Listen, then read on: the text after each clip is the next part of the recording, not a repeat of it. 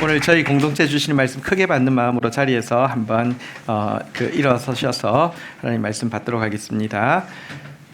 디모데전서 1장 12절부터 16절이고요. 16절 말씀만 우리 받들어 읽도록 하겠습니다. 16절 한 목소리로 받들어 읽겠습니다. 시작. 그러나 내가 긍휼을 입은 까닭은 예수 그리스도께서 내게 먼저 일체 오래 참으심을 보이사 후에 주를 믿어 영생을 얻는 자들에게 본이 되게 하려 하심이라. 아멘. 잘 앉으시겠습니다. 성경에 보면 하나님께서 우리에게 화목하게 하는 직분을 주셨다 이렇게 이야기하고 있습니다. 우리 모두에게 해당되는 내용이죠. 화목하게 하는 직분. 한번 서로 격려하겠습니다. 당신은 평화의 도구입니다. 또 아브라함을 부르면서는요, 축복의 통로로 세우셨습니다. 축복의 통로에 직분을 주셨다는 것이죠. 한번 서로 또 반대쪽에 격려하겠습니다. 당신은 축복의 통로입니다. 오늘 또 저희 교회는 하나님께서 충성되이 여기셔서 귀한 직분자들이 세워지는 날입니다. 그래서 오늘 직분자의 감사와 직분자의 긍휼, 직분자가 하나님을 향해서 가지는 감사, 또 직분자가 성도를 향해서 가지는 긍휼에 대해서 같이 오늘 말씀 나누도록 하겠습니다. 먼저 12절 읽고 시작하도록 하겠습니다. 12절 말씀 같이 읽겠습니다. 시작. 나를 능하게 하신 그리스도 예수 우리 주께 내가 감사함은 나를 충성되이 여겨 내게 직분을 맡기심이니.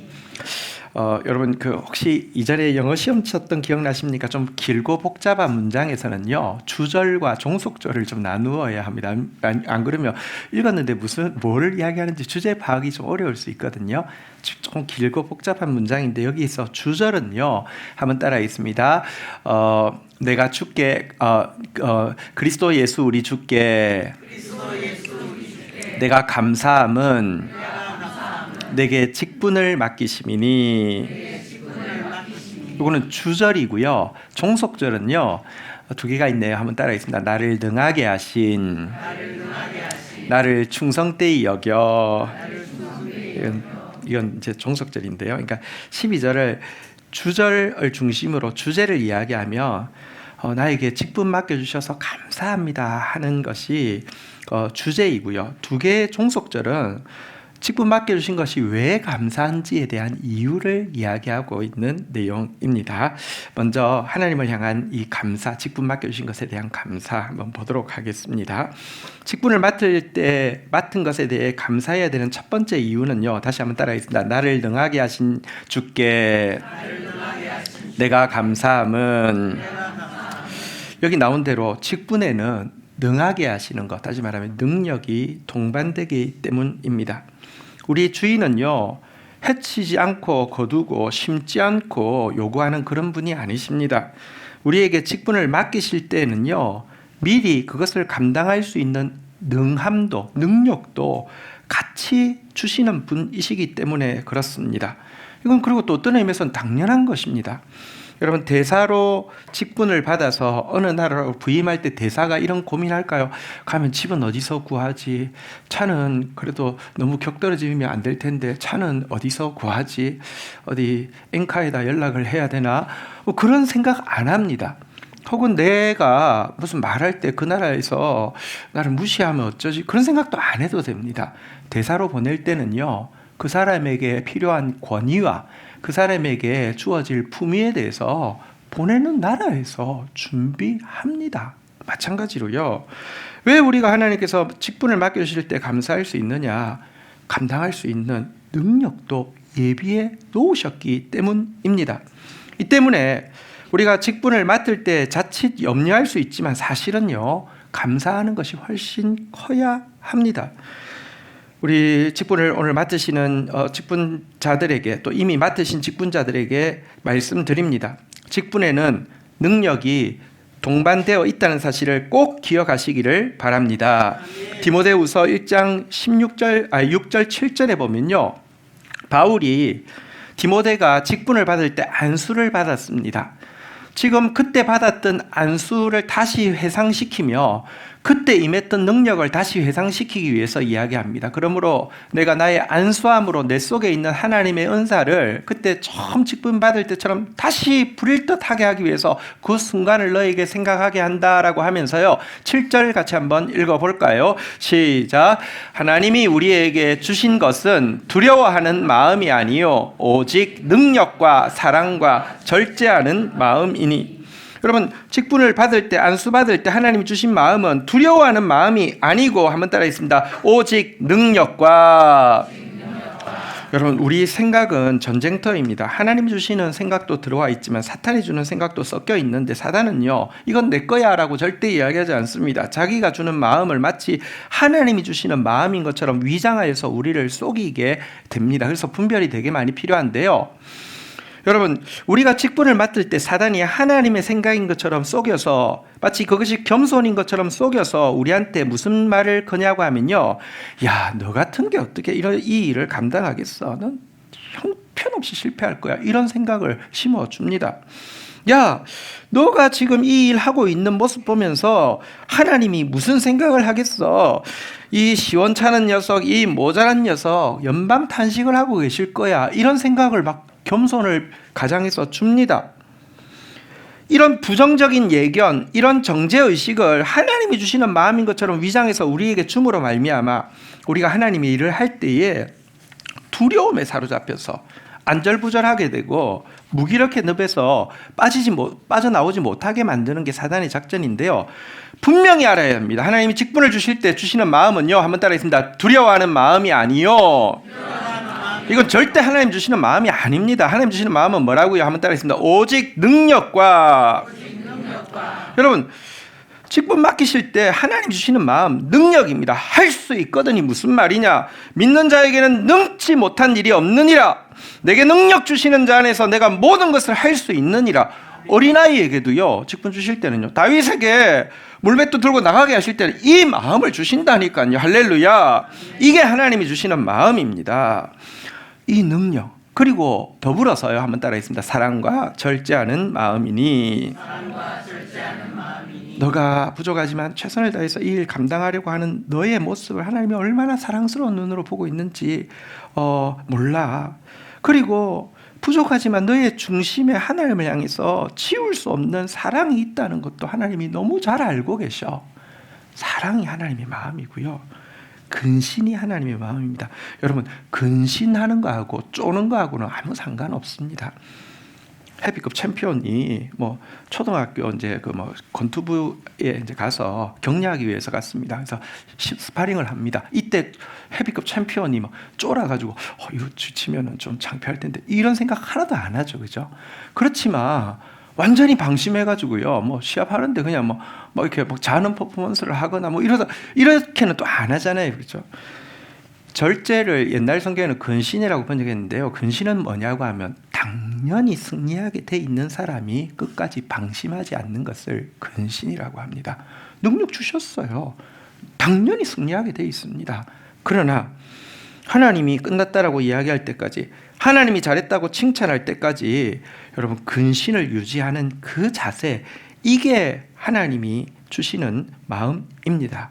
어쨌든 왜 감사해야 된다고요? 다시 한번 우리 12절 띄워주셔서 같이 한번 읽어보겠습니다. 나를 능하게 하신 주께 내가 감사드립니다. 두 번째 감사해야 될 이유는요, 한번 다시 따라했습니다. 나를 충성되이 여겨. 이 단어 속에 잘 나와 있습니다. 충성되이 여겨서 직분을 주셨기 때문입니다. 다시 말하면 이 말은 내가 직분을 받을 만한 자격을 갖추지 못했다는 뜻입니다. 한번 생각해 보십시오. 합격한 것으로 여겨줄게, 이 말은 워낙 기준대로 하면 합격했다는 말입니까? 불합격했다는 말입니까? 불합격했다는 뜻이잖아요. 충성되이 여겨주셨다는 것은요, 충성되다는 말 아닙니다. 충성에서 탈락했다는 말입니다. 그런데 여러분, 그 자격이 없는데 인정해 주셨다는 것이죠. 자격 없는 자에게 주시는 선물을 성경은 은혜라고 하는데, 직분이 은혜로 주어지셨기 때문에 감사한다, 이런 의미입니다. 여러분, 바울은 이렇게 고백합니다. 자기에게 주어진 이 직분이 왜 은혜인지 13절 한번 같이 읽어볼까요? 시작. 내가 전에는 비방자요 박해자요 폭행하는 자였으나 도리어 긍휼을 입은 것은 내가 믿지 아니할 때 알지 못하고 행하였음이라.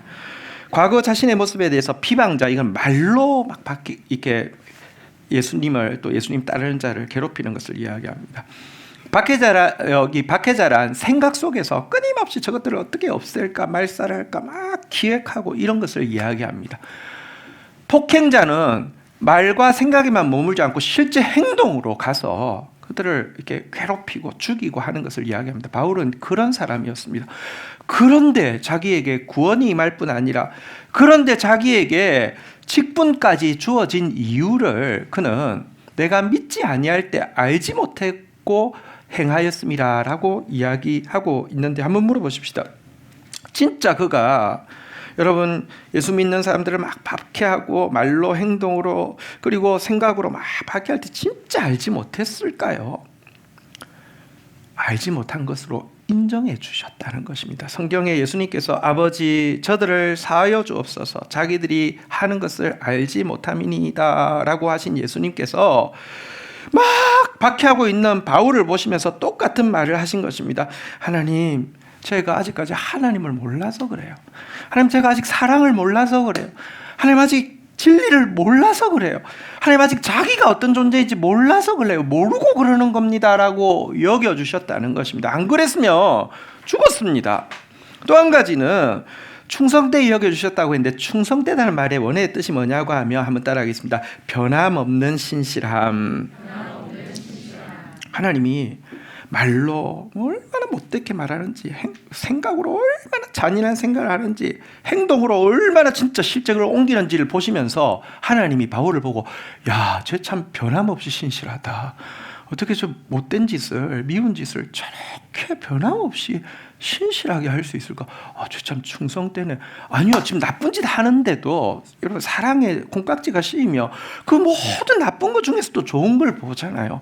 하나님이 그렇게 자기를 여겨주셨기 때문에 자기에게 직분이 주어졌다라고 이야기하고 있는 것입니다. 우리도 마찬가지입니다.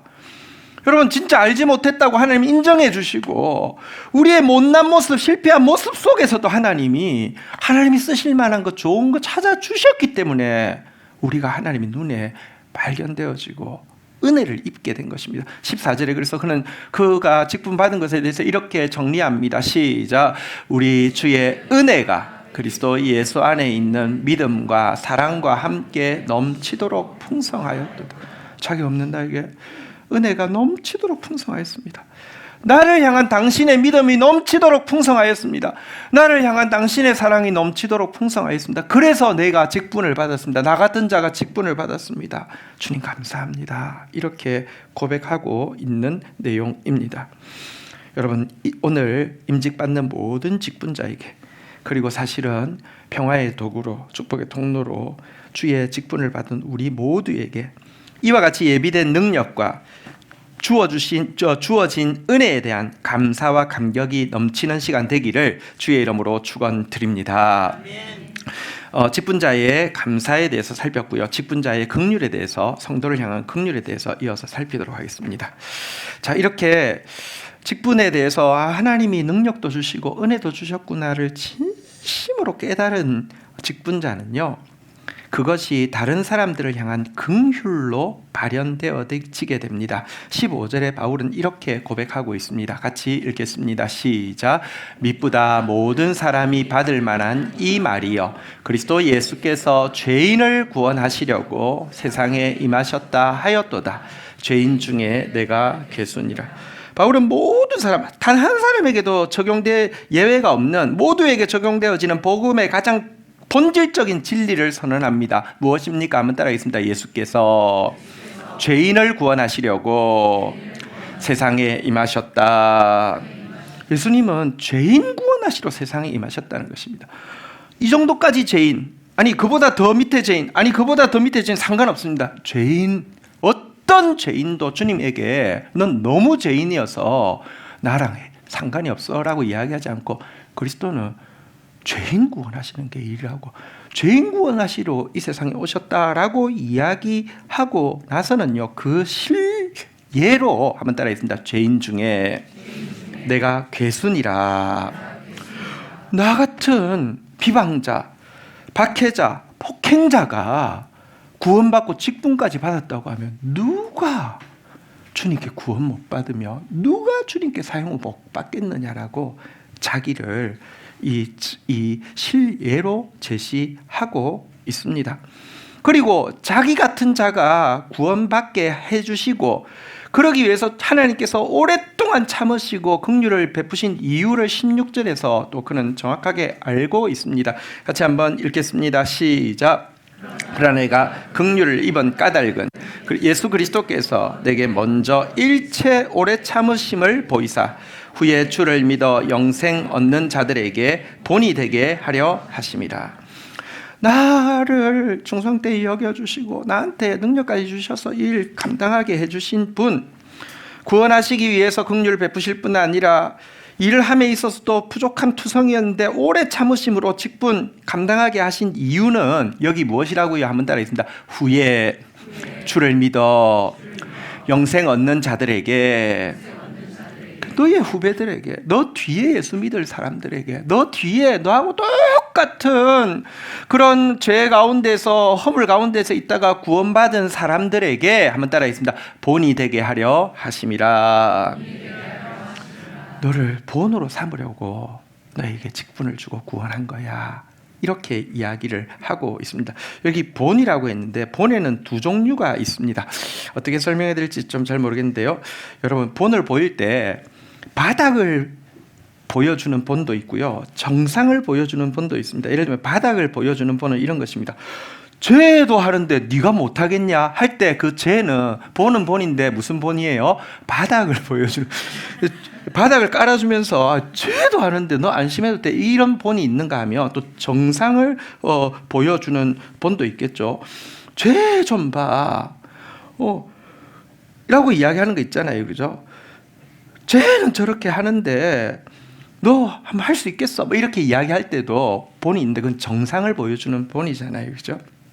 근데 바울은 자기를 이 바닥 케이스와 정상 케이스 중에서 어떤 케이스라고 자기를 제시했습니까?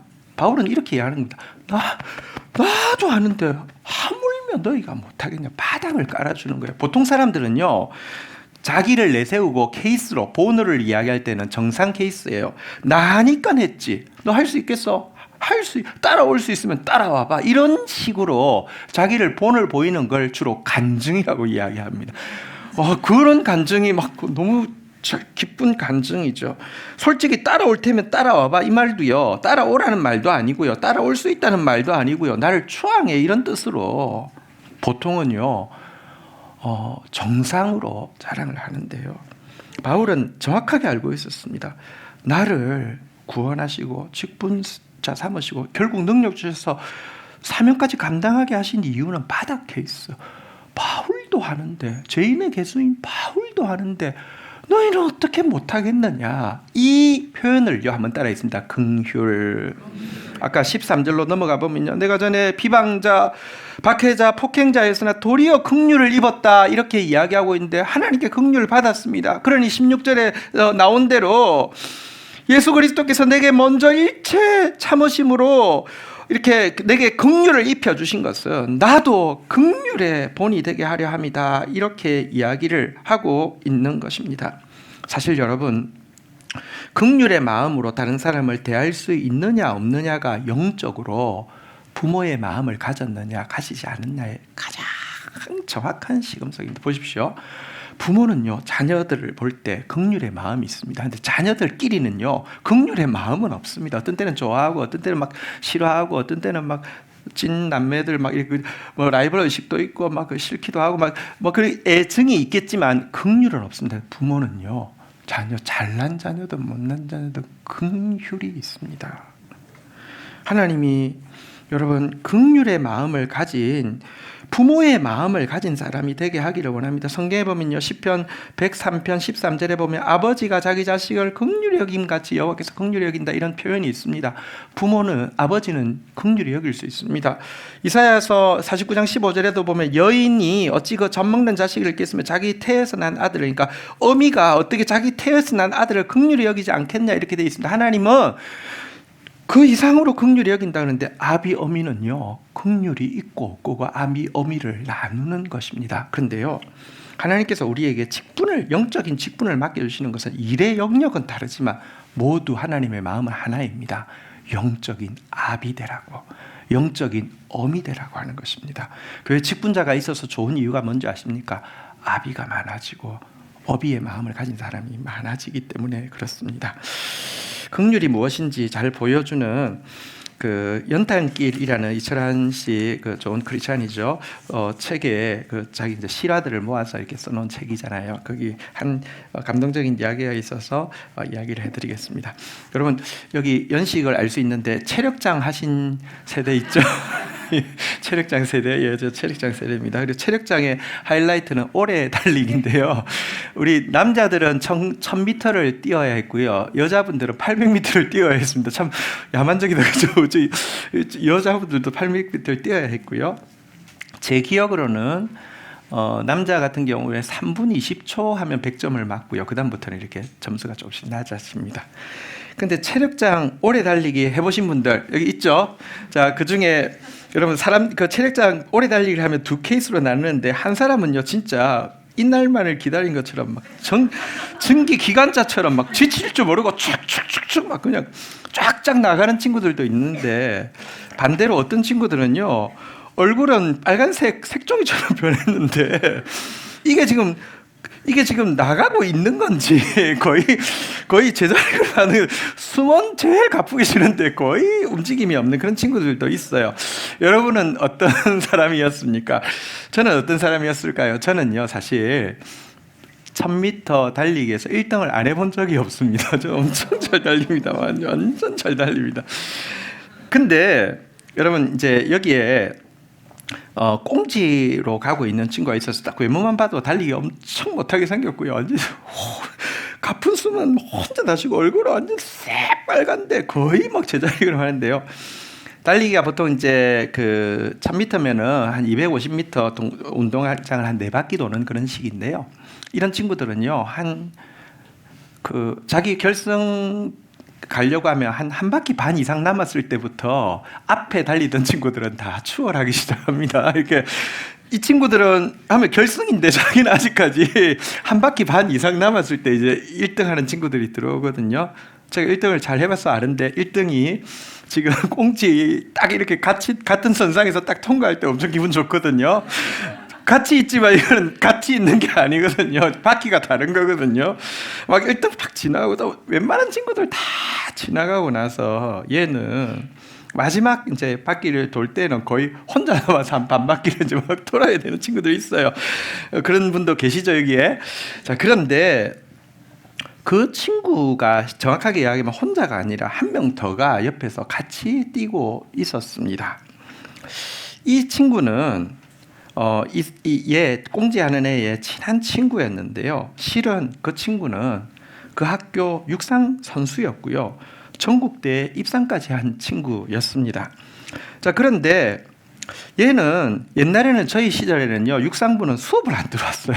그러니까 진짜 공부는 무조건 꽁지예요. 얘는 바닥을 깔아주는 등수 무조건 꽁지에 대해서 너무 잘 아는 친구인데, 달리기 시간만큼은 여러분 100점은 당연한 거고, 뭐 1등 정도가 아니라 그냥 이렇게 할 실력을 가지고 있는 친구인데, 자기 친구가 너무 못 뛰는 친구가 있으니까 그 옆에서 그의 팔을 끌면서, 왜냐하면 이제 결승전까지 들어오기만 하면 기본 점수는 준다고 선생님이 약속을 했기 때문에 포기하지 말라고 같이 끌고 오다가 딱 결승선에 있을 때는 친구를 밀어서 먼저 넣고 자기가 꽁지를 한 것입니다. 그러니까 이제 그 연탄길에 보면 나오는 그런 이제 아름다운 이야기이죠. 여러분, 이 친구는 사실은 뭐 공부로는 꽁지지만 어떤 의미에서요, 긍휼의 마음은 진짜 이 친구가 1등이었을 것 같아요. 하나님께서 직분자를 세우시는 이유는 나 잘하지? 너 나처럼 할 수 있어? 쉥! 지나가면서 따라올 테면 따라와. 이게 아닙니다. 이 마음, 긍휼의 마음. 나도 하는데 너 할 수 있어. 부르심을 끝까지 완주할 수 있도록 돕는 것, 그것이 주님의 마음일 것입니다. 이 자리에 있는 우리 사랑하는 모든 식구들, 화평의 평화의 도구로 부름받았고 축복의 통로로 부름받은 우리 모두들, 또 특별히 오늘 임직받으시는 모든 직분자에게 이와 같은 주의 성도들을 향한 긍휼이 넘치기를 주의 이름으로 축원드립니다. 우리 다 함께 자리에서 일어서시겠습니다.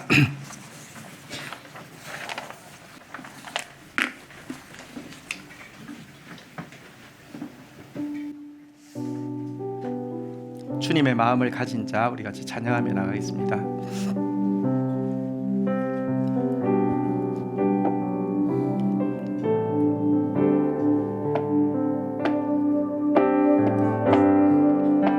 주님의 마음을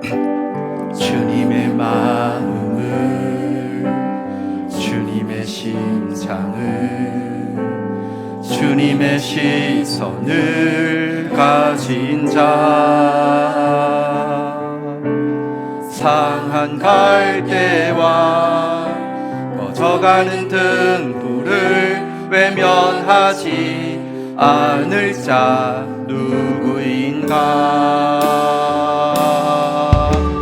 주님의 눈물을, 주님의 아픔을, 주님의 애통을 가진 자, 향하신 주님의 마음을 가진 자 누구인가.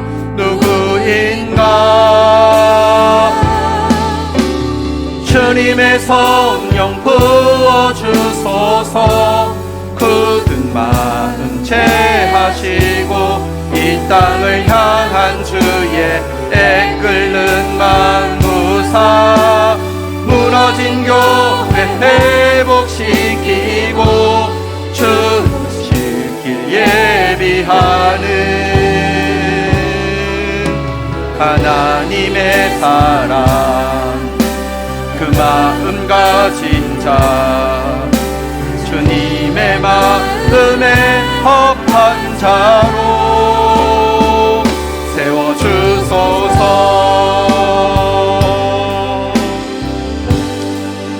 자신의 생각을 자신의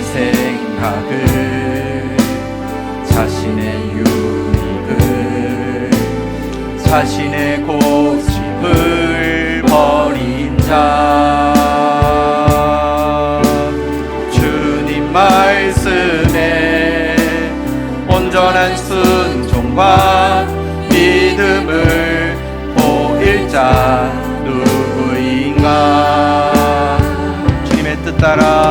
주님의 뜻 따라 주님의 의 따라 주님 기뻐하는 그 뜻 따라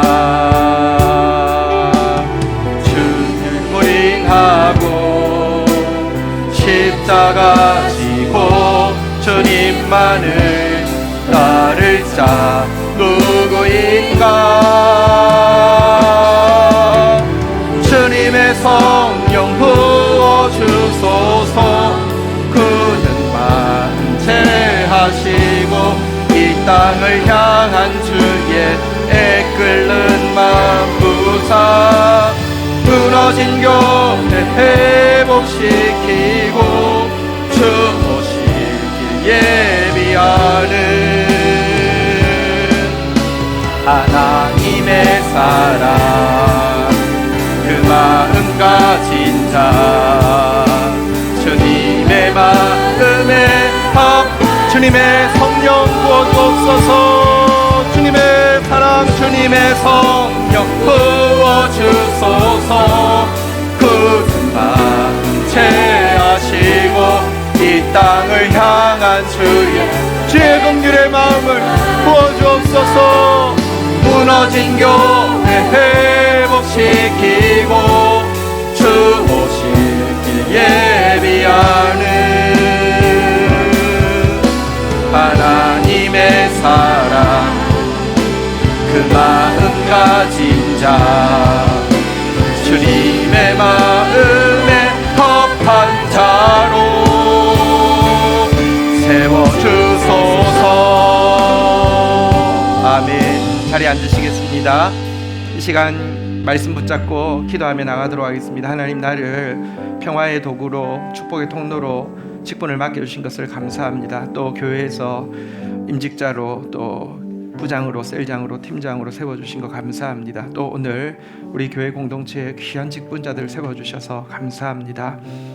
우리 모든 직분자들 가운데 하나님을 향한 감사가, 능하게 하신 하나님, 은혜 주신 하나님을 향한 감사가 넘쳐나게 하여 주시고, 나 같은 자에게 긍휼을 베푸신 이유는 바울처럼 본이 되게 하기 위해서, 긍휼의 본이 되어지게 하기 위해서인데, 하나님 긍휼의 마음 가지고 우리 주위에 있는 소중한 성도들 그의 부르심의 경주를 완주할 때까지 잘 도와주는 그런 사람 되어질 수 있도록 도와주시옵소서. 우리 다 함께 주의 이름 고백하며 기도하는 시간 가지도록 하겠습니다. 하나님 감사합니다. 우리 같은 자를 구원하여 주시고 우리 같은 자에게 참 천사도 흠모하는 화목해하는 직분을 맡겨주신 주님 감사하고 감사합니다. 또 우리 교회 공동체를 사랑하시사 귀한 일꾼들을 오늘 세워주시는 것을 인하여서 감사합니다. 예비된 능력으로 또 넘치도록 풍부한 그 은혜로 충만하게 채워주시고 감사가 넘치게 하여 주시옵소서. 우리를 불러주신 것은 긍휼의 본이 되라 함입니다. 하나님 앞에 얼마나 잘하고 남들보다 얼마나 차이나게 뛰어난지 하나도 중요하지 않습니다.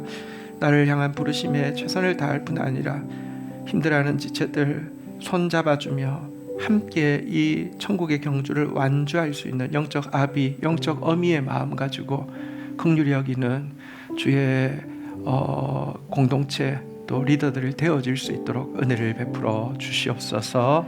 오후 3시에 있는 임직 예배에 주의 기름 부으심과 사랑이 충만케 하여 주시옵소서. 예수 그리스도의 이름으로 기도 올립니다. 아멘.